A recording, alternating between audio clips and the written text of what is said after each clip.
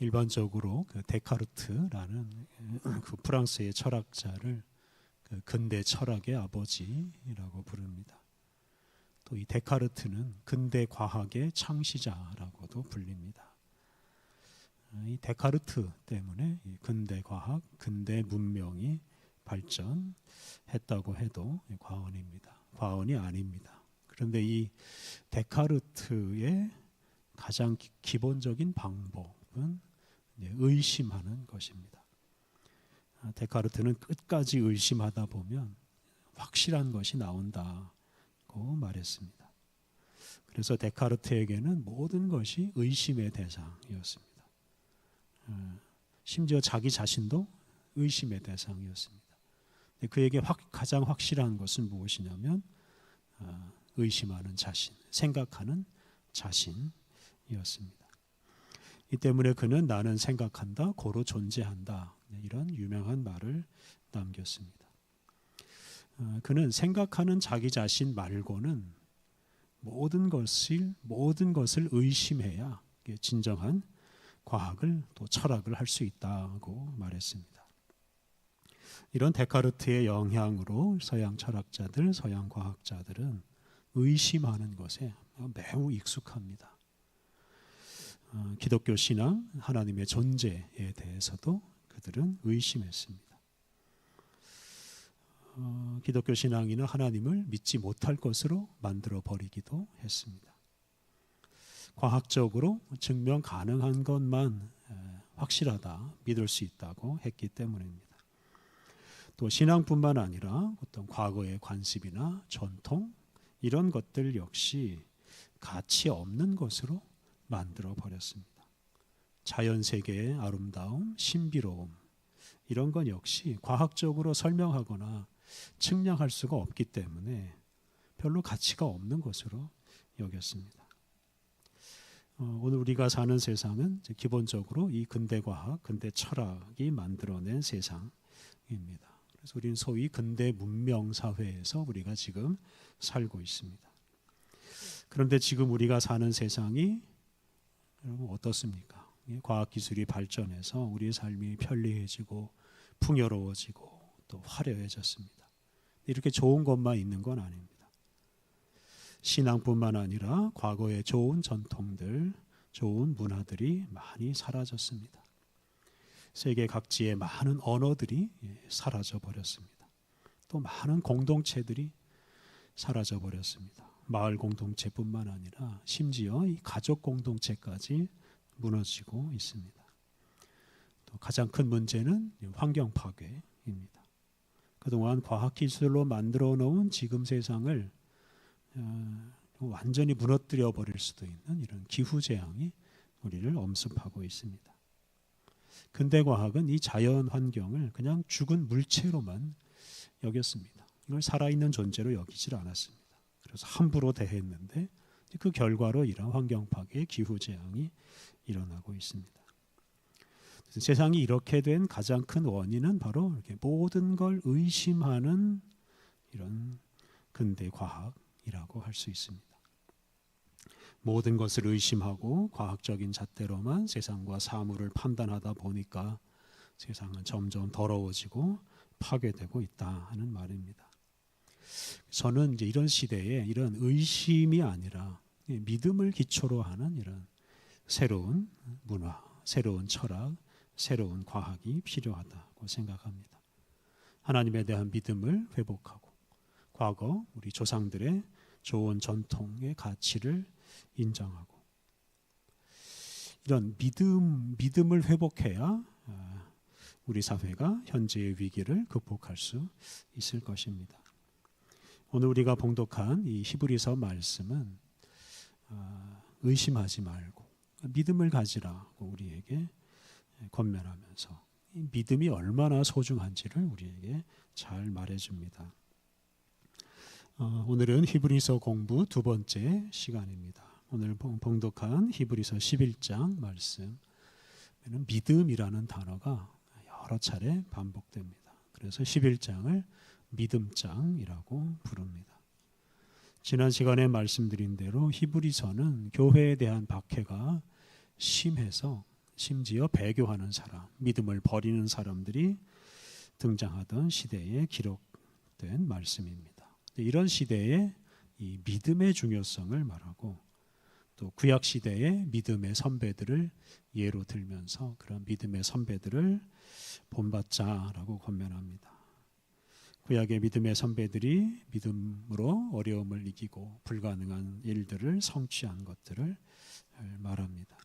그래서 그런 분들의 믿음을 우리가 잘 본받자라면서 이제 말씀을 맺습니다.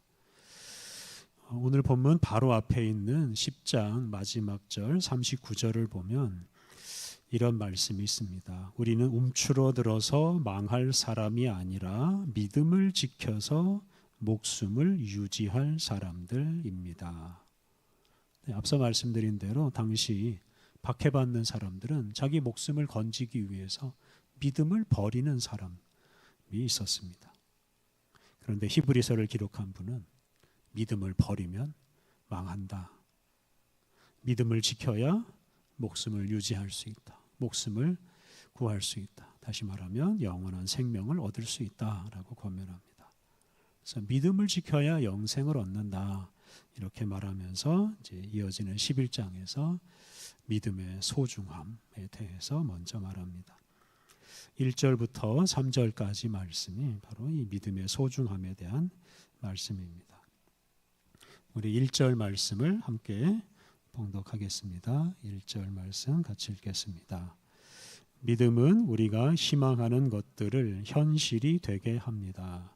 우리가 볼 수 없는 것들을 증명합니다. 네, 믿음은 우리가 희망하는 것을 현실이 되게 만듭니다. 우리가 믿음을 굳게 간직할 때 그 믿음 덕분에 또는 믿음의 힘으로 우리가 바라는, 우리가 희망하는 것이 결국 이루어진다 하는 뜻입니다. 또 우리의 믿음을 굳게 지킬 때 우리가 볼 수 없는 것들을 증명합니다. 그러니까 믿음으로 이 볼 수 없는 것들이 존재하거나 또 볼 수 없는 것들이 이루어진다 하는 것을 증명해 낼 수 있다 하는 뜻입니다. 이 믿음이라는 것은 근본적으로 희망하는 것 또는 볼 수 없는 것을 보게 해주는 눈 또는 능력이라고 할 수 있습니다. 그래서 우리가 이 믿음을 굳게 할 때 결국 우리가 희망하는 것이 성취되고 우리가 볼 수 없는 것을 결국 보게 된다 하는 것입니다. 그렇다면 우리가 희망하는 것 또는 지금 우리가 볼 수 없는 것, 그것이 무엇이겠습니까? 그것은 바로 하나님께서 이루어 가시는 하나님의 나라입니다. 우리가 그 믿음을 지킬 때 하나님의 나라가 우리의 현실이 되고 그 하나님 나라를 우리가 이 땅에서 볼 수 있게 됩니다. 그리고 그런 사람이 바로 어려움과 박해를 이겨내고 마침내 하나님 나라에서 살게 될 것입니다. 2절 말씀 또 함께 읽겠습니다. 2절 같이 읽겠습니다. 이 믿음 때문에 옛 사람들이 좋은 평판을 얻었습니다. 개역 개정 성경에서는 선진들이 이로써 증거를 얻었다라고 말했습니다. 옛 사람들, 선진들, 즉 구약 시대의 우리 신앙의 선배들은 이 믿음 때문에 좋은 평판을 얻었습니다. 다시 말하면 믿음을 지키는 사람들이 다른 사람들에게 칭찬과 존경을 받았다는 뜻입니다. 오늘 본문 4절 이하에 여러 믿음의 선배들이 나옵니다. 바로 이 믿음의 선배들이 후배들에게 좋은 평판을 받은 분들입니다. 믿음이 없는 사람들은 우왕좌왕하거나 그냥 개인적이거나 육체적인 것만 추구하며 살다가 좋은 모범을 남기지 못하고 죽기 때문에 후배들에게 좋은 평판을 얻을 수가 없습니다. 그래서 우리 인생이 우리 후배와 또 우리 후손들에게 좋은 것을 남겨 좋은 평판을 받으려면 우리가 무엇보다 우리의 믿음을 굳게 해야 합니다. 그런 믿음의 좋은 선배들 이야기가 4절 이하에 나옵니다. 1절에서 믿음으로 볼 수 없는 것을 증명한다고 하였는데요. 3절은 그에 관한 이해라고 할 수 있습니다. 3절 말씀을 함께 봉독하겠습니다. 3절. 믿음으로 우리는 우주가 하나님의 말씀으로 지어졌다는 것을 이해합니다. 그러니까 보이는 것은 나타나 보이는 것들에서 생겨난 것이 아닙니다. 하나님께서 말씀으로 세상을 창조하셨는데 우리가 그것을 무엇으로 알 수가 있겠습니까? 하나님이 창조하신 것을 본 사람이 하나도 없습니다. 목격자가 없고 증인이 없습니다. 또 하나님의 창조는 크고 신비로운 일이기 때문에 사람의 지식이나 과학으로 이걸 다 설명할 수가 없습니다. 우주 만물이 하나님의 창조로 비롯되었다는 것은 오직 믿음으로 알 수 있다고 말합니다. 창조물, 이 뒤에 숨어 있는 이 보이지 않는 것, 이 창조물을 생겨나게 한 것, 그 보이지 않는 하나님의 손길을 믿음으로 우리가 발견하고 알아낼 수 있다 하는 뜻입니다. 믿음이 없는 사람은 단지 눈에 보이는 것에 집착하고 그 눈에 보이는 것으로만 설명하려고 또 판단하려고 하기 때문에 하나님께서 이 세계를 창조하셨다는 것을 도무지 알 수가 없습니다. 앞서 근대 과학은 이런 의심의 기반을 두고 있다고 했습니다. 그런데 이 성경은 의심하지 않고 믿을 때 우리가 비로소 온전한 지식을 얻을 수 있다라고 말합니다. 예를 들어서 요한복음 10장 37절 38절을 보면 예수님께서 당신을 의심하고 배척하고 죽이려고 하는 사람들에게 믿으라 그러면 깨달아 알리라 라고 말씀하셨습니다. 예수님을 의심하는 사람들에게 믿음을 회복하면 참된 것을 알게 된다라고 예수님이 말씀하셨습니다. 그래서 이 믿음이라는 것이 바로 우리에게 참된 지식을 가져다주는 아주 좋은 도구요, 통로입니다. 믿음으로 우리가 참된 지식을 얻을 때 그 지식 덕분에 우리가 더 좋은 인생을 살아갈 수가 있습니다. 특히 우리가 천지 만물을 창조하시고 우리를 구원하시는 삼위일체 하나님을 믿을 때 우리는 우리 자신과 이 세상을 비로소 잘 이해할 수 있고 그런 지식을 기초로 우리가 더 좋은 인생, 또 거룩한 인생을 살아갈 수가 있습니다. 오늘 본문 4절 이하에서 이제 여러 믿음의 선배들 이 모범을 제시합니다.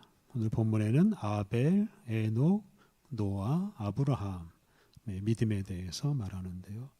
이 중에서 노아의 믿음과 또 아브라함의 믿음에 대해 살펴보겠습니다. 우리 7절에 있는 노아의 믿음에 대한 말씀을 함께 읽어보겠습니다. 7절 함께 읽겠습니다. 믿음으로 노아는 아직 보이지 않는 것들에 대해 지시를 받았지만 하나님을 받들어 모시는 마음으로 방주를 마련했습니다. 그리하여 자기 집을 구원에 이르게 했습니다. 이 믿음을 통해 노아는 세상을 죄 있다고 판가름했습니다. 그리고 믿음을 따라 얻는 의를 물려받는 상속자가 되었습니다. 노아는 하나님으로부터 아직 보이지 않는 것들에 대해서 지시를 받았습니다. 그 아직 보이지 않는 것은 바로 그 홍수를 말합니다. 아직 보이지 않는 그 홍수 사건, 120년 뒤에나 현실이 될 그 보이지 않는 그 홍수를 노아는 믿음으로 받아들였습니다. 그리고 하나님의 말씀을 따라서 방주를 만들었습니다.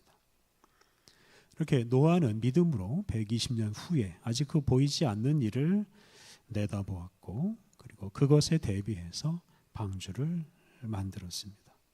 그런 믿음의 사람 노아 덕분에 노아의 가족들이 구원을 얻었습니다. 당시 사람들이 그 산 꼭대기에다 방주를 만드는 노아를 어떻게 생각했겠습니까? 제정신이 아닌 사람이라고 생각했을 것입니다. 비과학적일 뿐만 아니라 쓸데없는 일이라고 생각했을 것입니다. 하지만 노아는 그 믿음으로 자기의 일을 포기하지 않았습니다. 그는 결국 방주를 완성했고 하나님께서 말씀하신 그 홍수가 일어났을 때 그 방주의 가족뿐만 아니라 각종 동물들을 태워서 범죄 때문에 망하는 세상에서 그들을 구원하였습니다. 그리고 이러한 노아의 믿음 또는 믿음 생활 덕분에 당시 세상이 잘못했다는 것, 범죄했다는 것을 분명히 드러냈습니다. 그러니까 죄로 물든 세상을 하나님께서 홍수로 심판하셨다는 사실을 바로 이 방주를 통해 살아남은 노아와 그의 가족들을 통해서 이 세상에 알리셨습니다. 이렇게 노아는 하나님의 의를 드러냈고 자신은 믿음을 따라서 얻는 의, 믿음으로 얻는 의를 물려받는 상속자가 되었습니다. 다시 말하면 노아는 믿음으로 의롭게 되었습니다. 8절부터 10절까지 말씀은 아브라함의 믿음에 대한 말씀입니다. 우리 8절 말씀 또 함께 읽어보겠습니다. 8절 믿음으로 아브라함은 부르심을 받았을 때 듣고 따랐습니다. 그리하여 장차 자기 몫으로 받게 될 곳으로 떠나갔습니다. 자기가 어디로 가는지도 모른 채로요. 아브라함은 믿음으로 자기를 부르시는 하나님께 순종했습니다. 그는 장차 자기 몫으로 주실 곳, 가나안 땅이죠. 하나님께서 자기에게 주실 그 땅을 향해서 떠나는데 실상 그는 자기가 어디로 가는지 모르고 떠났습니다. 그래서 개역개정 성경에서는 또 아브라함이 갈 바를 알지 못하고 갔다라고 했습니다.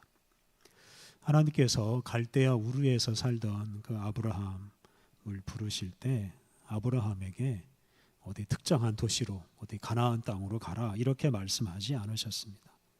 다만 아버지의 집을 떠나서 당신이 보여줄 땅으로 가라, 당신이 지시할 땅으로 가라고 말씀하셨습니다.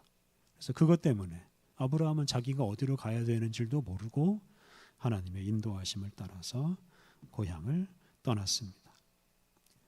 이렇게 아브라함은 믿음으로 장차 어떤 일이 생길지 모른 채로 모험을 떠났다고 할 수 있습니다. 이렇게 아브라함이 갈 바를 알지 못하고도 하나님의 말씀에 순종한 이유, 그것은 바로 믿음이었습니다.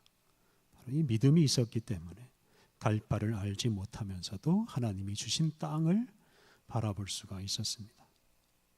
그는 믿음의 눈으로 보이지 않는 세계를 바라보고 그 보이지 않는 세계를 향해서 나아간 것입니다.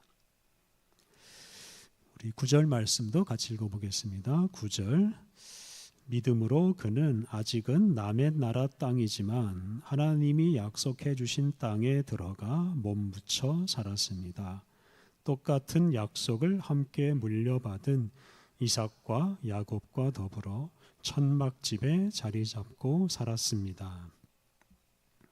아브라함은 하나님께서 약속하신 그 가나안 땅에 들어가서 살았는데 그 땅은 당시로서는 아직은 남의 나라 땅, 다른 사람들의 땅이었습니다. 가나안 사람들이 그 땅을 이미 차지하고 살고 있었습니다. 그것 때문에 아브라함은 그 땅에서 주인 행세를 하지 못하고 몸부쳐서 살았습니다. 이 몸부쳐서 살았다는 표현은 영주권을 얻지 못하고 그냥 임시로 또는 불법으로 살았다는 뜻입니다. 아브라함의 후손인 이삭과 야곱도 마찬가지였습니다. 그들은 그 가나안 땅에 거주할 권한이 없었기 때문에 이 천막으로 지은 집에서 머물면서 언제든지 이사할 준비를 하면서 살았습니다. 그래서 그들은 늘 하나님의 인도하심을 따라서 떠날 준비를 하면서 살았습니다. 그러면서도 그들은 장차 그들이 살아가게 될 그 새로운 땅을 바라보며 살았습니다. 10절 말씀인데요. 10절 우리 함께 읽겠습니다. 10절 그는 기초가 튼튼한 도시 하나님이 설계하여 건축하신 도시를 간절히 기다리고 있었기 때문입니다. 아브라함은 믿음으로 하나님이 설계하여 건축한 도시 또는 기초가 튼튼한 도시에서 살게 될 날을 기다렸습니다. 오늘 본문 뒤에 있는 16절을 보면 그들은 더 나은 고향, 즉 하늘의 고향을 애타게 바랐다라고 말했습니다. 그래서 이 아브라함과 아브라함의 후손들은 단지 가나안 땅을 차지하고 살 꿈을 꾼 게 아니라 더 나은 고향, 하늘의 고향, 하나님께서 설계하여 건축한 도시, 즉 하나님 나라에서 살게 될 것을 기대하며 살았다 하는 뜻입니다. 바로 그것 때문에 그들은 튼튼한 집을 짓지 않고 그냥 임시 주거지인 이런 천막집에 거주하면서 언제든지 떠날 준비를 하였습니다. 그들은 믿음으로 하나님께서 완성하실 세상을 바라보며 살았던 것입니다. 이제 그런 사람은 이런 세상에 집착하지 않고 항상 떠날 준비를 하였습니다. 아브라함, 이삭, 야곱 이런 믿음의 사람들은 모두 어느 한 곳에 정착하지 않고 아직 보이지 않지만 그 보이지 않는 세계를 항상 목표로 삼고 항상 떠날 준비를 하며 실제로 이사하며 살았습니다.